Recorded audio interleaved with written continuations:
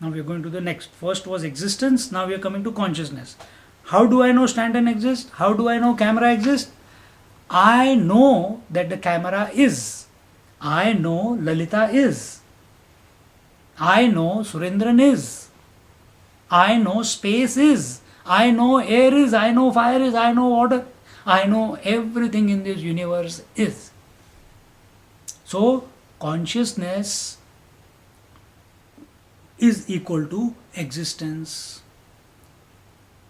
So, when we talk about the world, we say is. With respect to ourselves, how do I say?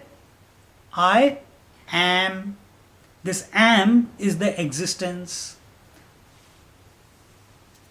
And I know I am.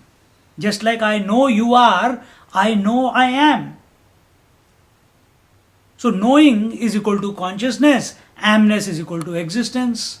But are these two entities different within me? I know I am. Both is me only. Therefore consciousness is equal to existence. I am conscious of my existence. But this consciousness and existence that I am are not two, I am the same, is one. Therefore, consciousness and existence are also not two, they are one. Oh my God. The moment this dawns,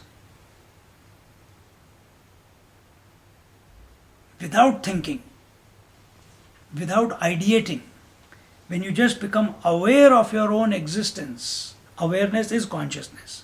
When you become conscious that I am, in spite of everything,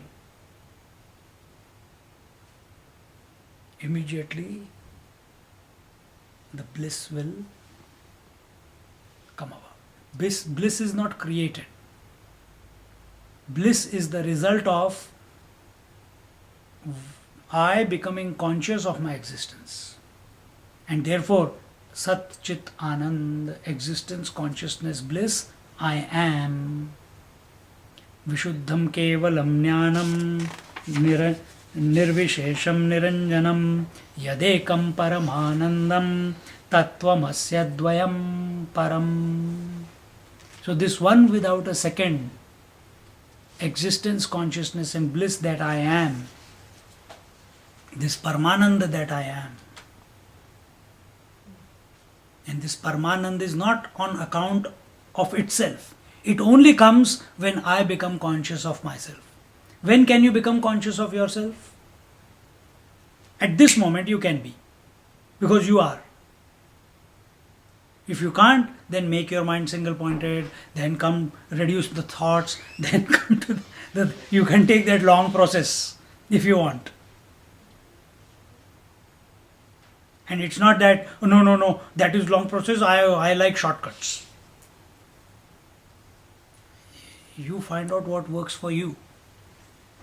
Therefore I take different classes. Somewhere devotion, somewhere Vedanta, somewhere now Yoga Sutra is totally different way we are approaching it. But the understanding is same. Now you try to click where what we have talked today and where the Patanjali Yoga Sutra, the 5 types of samadhis, etc., where do they come and fit in between? So in this manner, we come to realize that in the world, nobody is dear to us. When we are talking about Paramanandam, infinite bliss, I am conscious of myself, and what is the most loving to me? I. No, I cannot live without my soulmate, I cannot live without my teacher, I cannot live without my mother, I cannot live without my friends, I cannot live without my mates, I cannot live without my alcohol, I cannot live without my drugs. You may speak that language, but everything that you love, you don't love that thing for its sake. You love that thing for your own sake.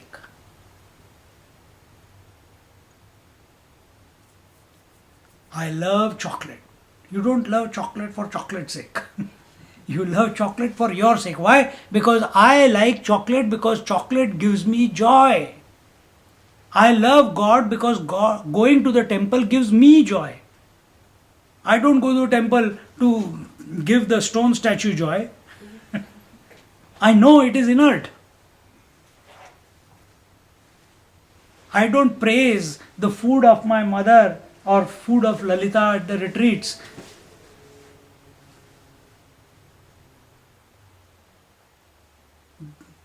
I praise it because it gives me joy to praise her.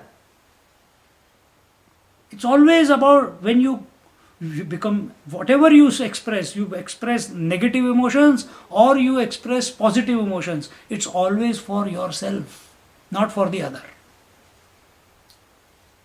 And what do I love the most? Not the other person, it's always me. Therefore, Satchid Ananda Swarup, this Anand, this joy that I am getting at the time of contact with the world, it's only within me. It's not out there in the object that I am apprehending. Therefore,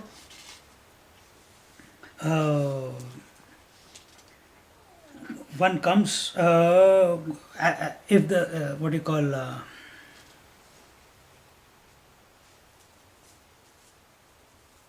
therefore, when one comes to get established in one's own self, at that time there are no thoughts in the mind, absolute silence. What happens when an object comes into our contact? As long as I have not gained that object, let it be a car, let it be a chocolate, let it be a person, I am thinking about that thing or person. But when that object comes, why do I feel the joy? Because the moment I put the chocolate on my tongue, at that very moment, that chocolate has become one with me, and the thought about that chocolate has vanished from my mind.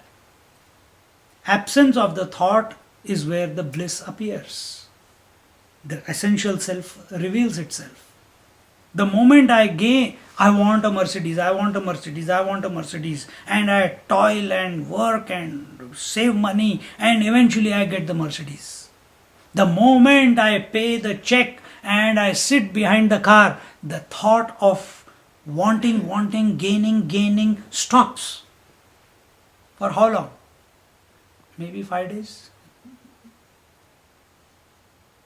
And then after that, I want a Hummer. I want a Hummer, I want a Hummer. It continues, but the joy that you experience is not because of the car. It's because the thought of the car stopped erupting in your mind. The thought of the chocolate stopped erupting in the mind. This is the problem when people fall in love, they are showing so much caring and sharing and everything. But the moment they get married, it doesn't express anymore. Why? Now it's theirs.